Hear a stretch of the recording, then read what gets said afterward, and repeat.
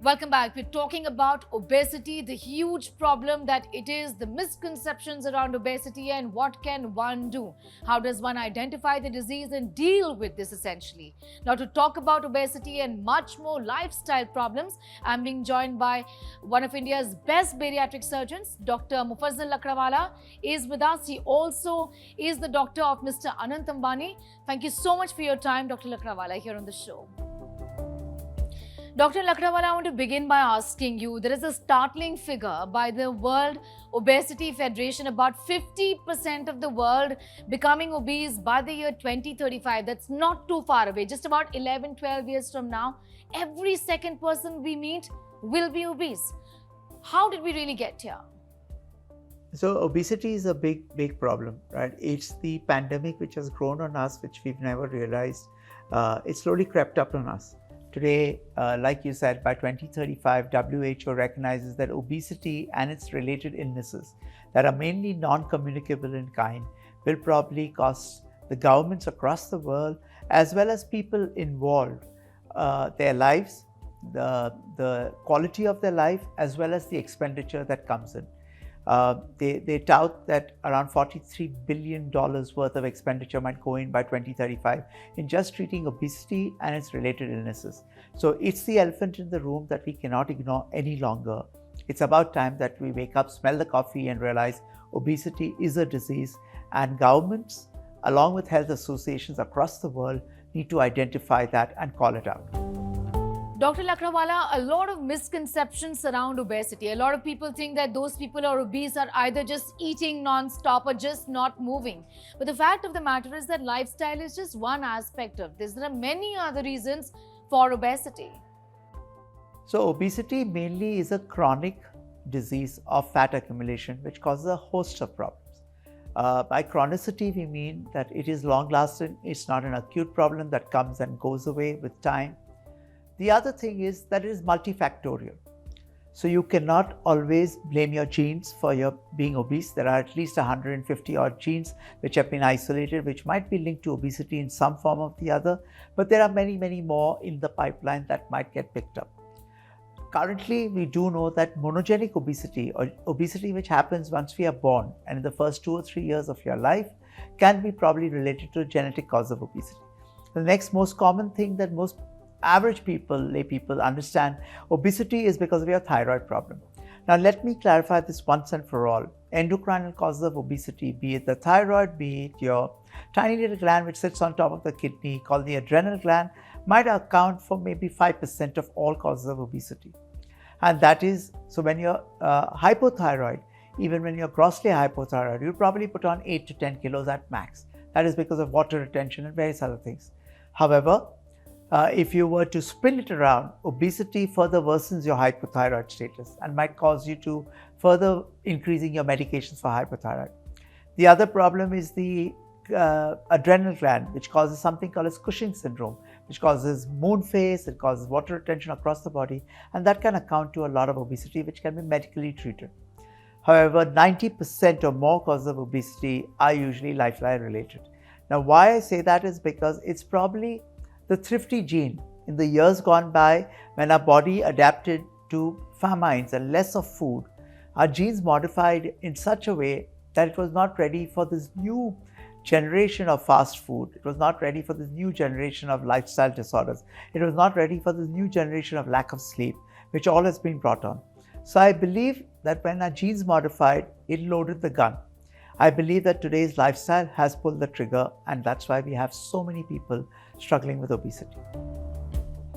For a very long time, Dr. Lakdawala, this problem was associated with countries like the US, developed countries where there is abundance of food, not really considered a problem of developing countries like India. What really happened? How do things then change? In the developed countries of the world is a problem with the poor, because there the food types and everything, the cheaper the quality of food, the easier the chances for you to put on weight. Whereas obesity, when it comes to developing and underdeveloped countries, is usually a problem with the rich, because they've got plenty of options to eat and stuff like that.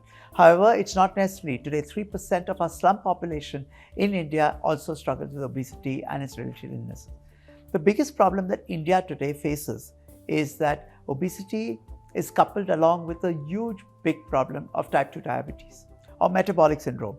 That's dyslipidemia, fatty liver or NASH, hypertension, type 2 diabetes and gout. So all these various things combined is called metabolic syndrome. And India today struggles from central obesity, where we have all our weight around our belly. And that's why not only are we the third most obese nation in the world because we just got 1.5 billion people and counting, but we've also got the largest population of type 2 diabetics diagnosed, an equal number of people with impaired glucose tolerance or insulin resistance which are not even diagnosed. Also, Dr. Lakdawala, this isn't an easy answer, but I still want to ask you, a lot of people would want to know what are the simple things to do to fix our lifestyles, because India is a country which just does not have the problem of obesity. We have a dual burden of diabetes and obesity known as diabesity. I wish that there was such a simple solution to treating obesity. I said it is multifactorial, so there is not only genetics plus epigenetics plus proteomics and various other things that are involved in defining whether one person can be obese or not. For example, in the same family, amongst two kids, one is obese, one is not. So it's not necessary that obesity runs in families. Quite often we joke about it and say that nobody runs in the family and that's why there's obesity in the family.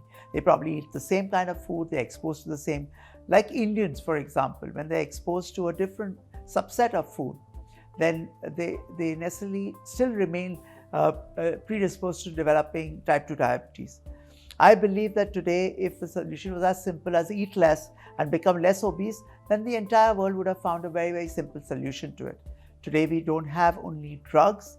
We've got various endoscopic solutions like balloons and the stitching of the stomach from inside called the endoscopic sleeve gastroplasty.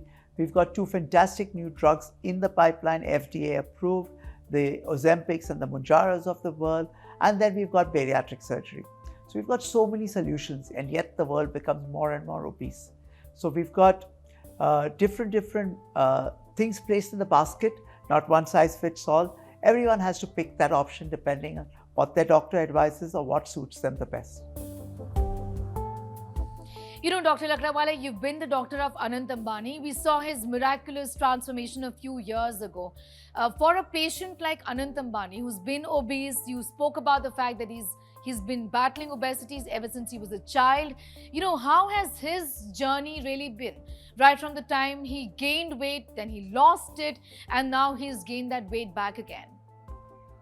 Anant Ambani has struggled with a weight problem since his childhood. Since the age of 2, he was diagnosed with asthma and he had to be put on a lot of steroids and medications for that. And that is why he kept putting on weight. So quite unlike the rest of the members of his family, he unfortunately was designed to put on more weight because of the diseases that came along with it.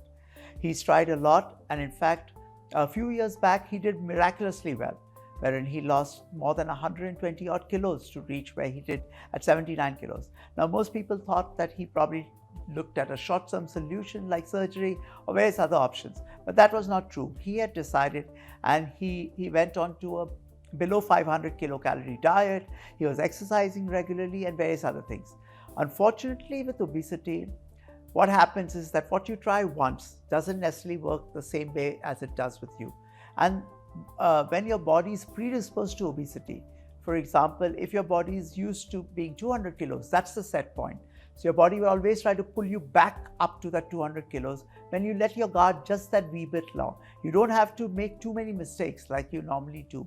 So for example, if I were to go out and eat a samosa, my reaction of my body would be completely different from what Anant's body's reaction would be. He would so much as need to just smell the samosa and he would tend to put on weight. So like I said, he did miraculously well. It was not only self-determination plus the diet and exercise regime that he followed. This time round, when the same diet regime did not work, we tried to put him on a 500 kilocalorie and below diet because we thought that his body's basal metabolic rate required that for him to sustain and lose that weight. He's one of those guys who's very, very motivated. The biggest problem with obesity is that it stigmatizes you. And because of the stigma, you feel mentally down. But he's very positive about overcoming this, and that's the great thing about him, that he keeps fighting this battle internally, mentally, for himself, as well as for the people that he's exposed to. He's very positive that he'll probably overcome this, and this time I'm trying to help him again fight this battle. He's done very well again in the lead up. A lot of the diseases that he had associated with obesity seem to be receding only because he's lost significant amount of weight again. But it's always going to be a struggle for him, and that road is always going to be uphill. How long he keeps maintaining himself mentally and physically is always going to be a challenge for him. Also, what would be your message for those people who are battling obesity, sir? I just feel that obesity is such a disease that we need to wake up and recognize it as a disease. We need to recognize the stigma surrounding obesity. And the moment as family members, as professionals, we recognize, as doctors, we need to recognize obesity is a disease and we need to look at solutions. Quite often that people around the world tend to blame themselves. Someone who's obese tends to blame himself for the cause of obesity. So my message for those people struggling with obesity is stop blaming yourself for your obesity and look for a solution for it. All right, Dr. Lakrawala, I'm going to thank you so much for joining us and sharing your views with us on obesity and putting that much needed spotlight on this disease. Thank you so much for your time. Thank you. Thank you. Bye-bye.